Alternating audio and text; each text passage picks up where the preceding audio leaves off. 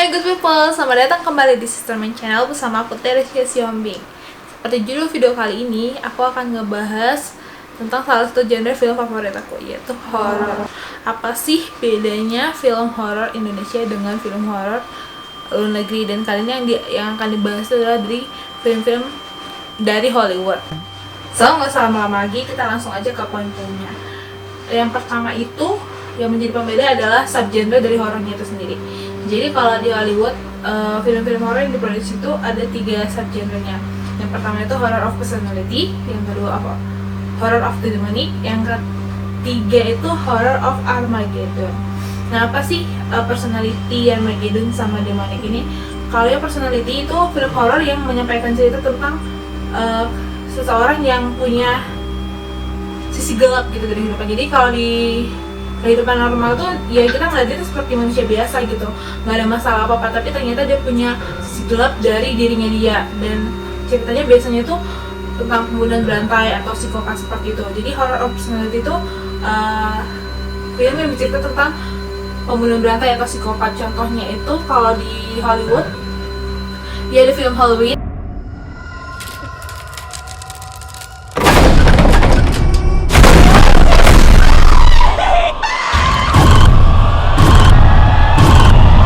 Kalau kalian tahu, yang psikopat yang suka ngebunuh orang itu nggak ada motivasi, jadi main bantai aja, dia ngelihat korban dia akan langsung bantai. Nah, itu contoh film horror of personality.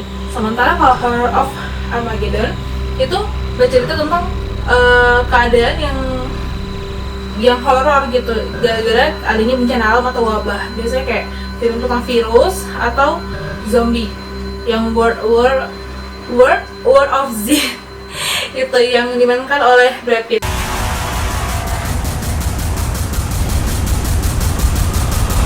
Nah, itu contoh salah satu film horror of Armageddon. Jadi karena wabah yang ada menciptakan suasana horor gitu dalam film itu.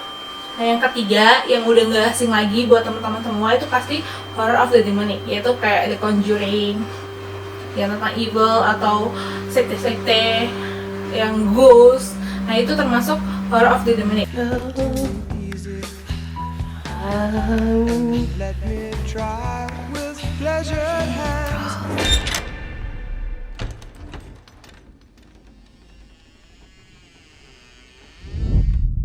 Clap.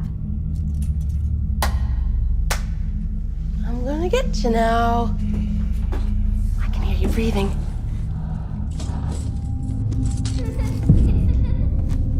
You took your blindfold off. I win. I was in Christine and Nancy's room.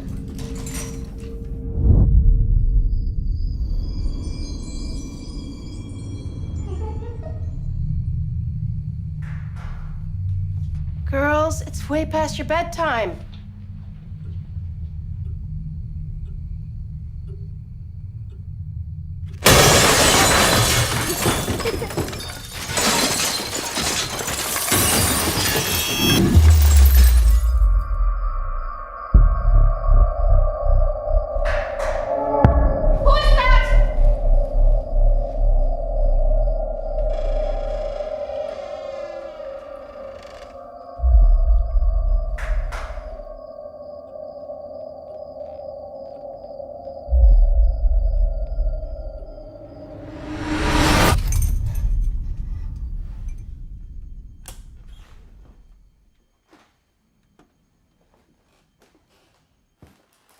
Who's ever down there? I'm gonna lock you in now! Ah! Help! Andrea! Help!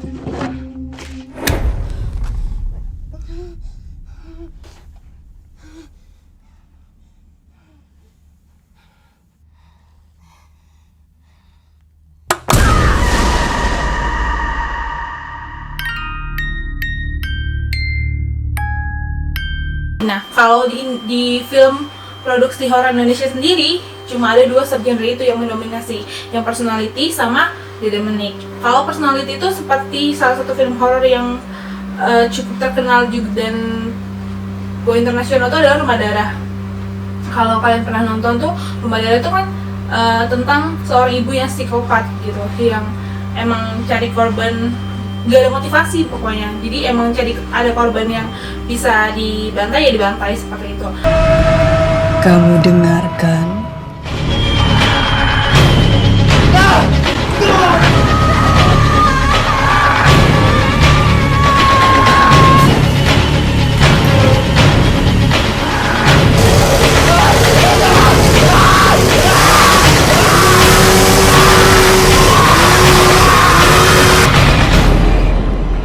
Sudah mencobanya.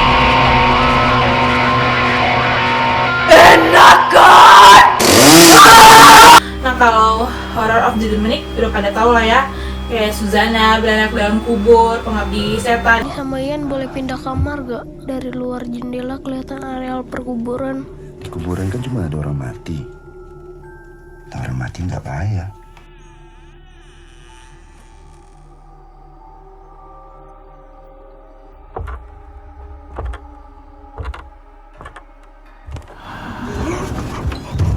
Kalau memang itu ibu, kita bilang sama dia supaya nggak ganggu kita lagi.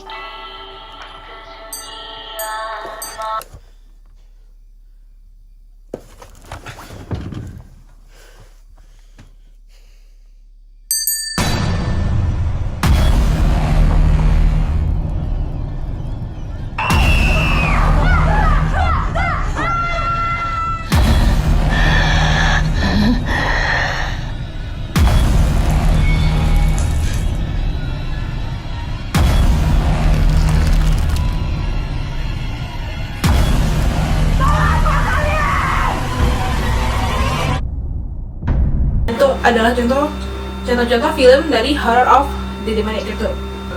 Nah, untuk yang kedua, poin yang kedua itu ada yang jadi pembeda antara film horor dan film Hollywood itu adalah jalan cerita. Jalan cerita atau latar belakang cerita.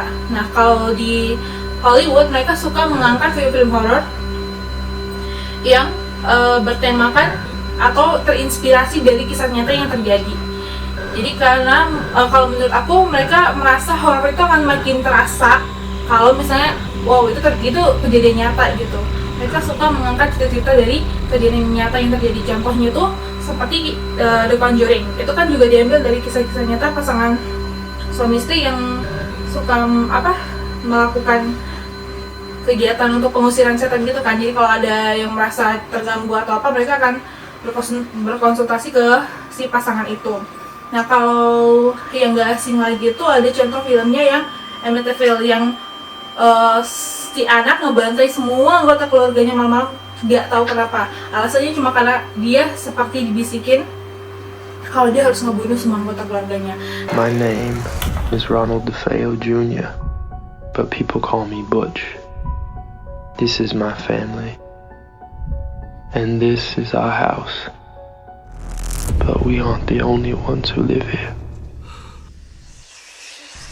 The house, it makes things happen.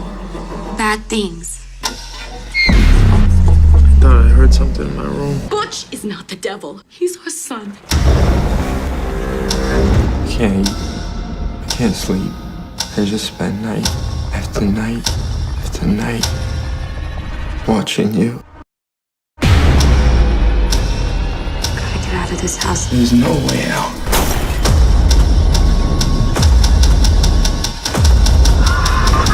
What have we done? We awakened them.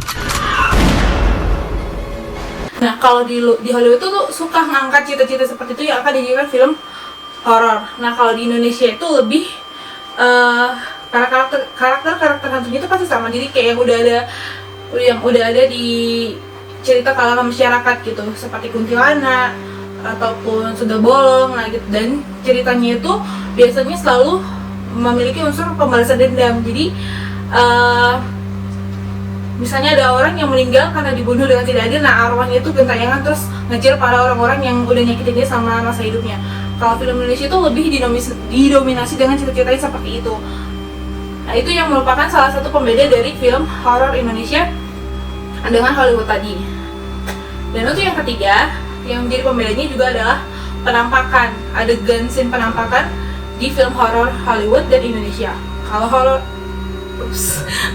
Hollywood itu biasanya hantunya itu ya malah lebih kelihatan seperti kayak orang normal gitu, cuma emang makeupnya doang yang jadi kelihatan pucat. Tapi kalau penampakannya sebenarnya nggak jauh beda dengan manusia normal lainnya, atau mungkin lebih kayak penampilannya yang klasik. Jadi karena kan kalau film Hollywood itu juga sering cerita itu seperti kayak rumah yang udah lama, yang punya masa lalu kelam gitu, terus ada yang pindah ke situ dan diteror gitu sama hal-hal yang ada di dalam rumah itu, penghuni lamanya seperti itu. Nah, hantu-hantunya itu kan sebenarnya kita nggak akan serem gitu kalau ditunjukin sama penampilan si hantunya kan. Nah, kalau Indonesia itu kan bedanya adalah dari make upnya sendiri udah serem gitu, ditambah dengan audionya. Dan yang membedakan lagi adalah kalau film horor yang hantu pada film horor Hollywood itu nyantai gitu loh, jadi lebih kayak manusianya yang nyari tahu ini ada apa sih gitu. Jadi lebih manusianya yang aktif mencari tahu apa sih, kenapa, dan mendatangin gitu. Kalau di Indonesia itu kan lebih hantunya itu yang mendatangin si orang-orangnya gitu, yang menciptakan suasana ketakutan karena dia kayak menghantui, ngejar, nunjukin apa, buat suasana aneh kayak gitu, yang kita pada tahu lah ya gimana film horor Indonesia yang kayak di Suzana kayak gitu.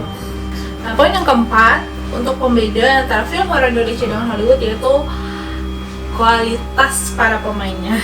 Jadi skill acting dari para pemainnya. Kalau di Hollywood itu terutama rumah produksi yang udah punya budget gede ya, itu mereka pasti nge-casting para pemain-pemainnya itu bener-bener niat gitu. Mana sih aktor atau aktris yang bisa ngebawain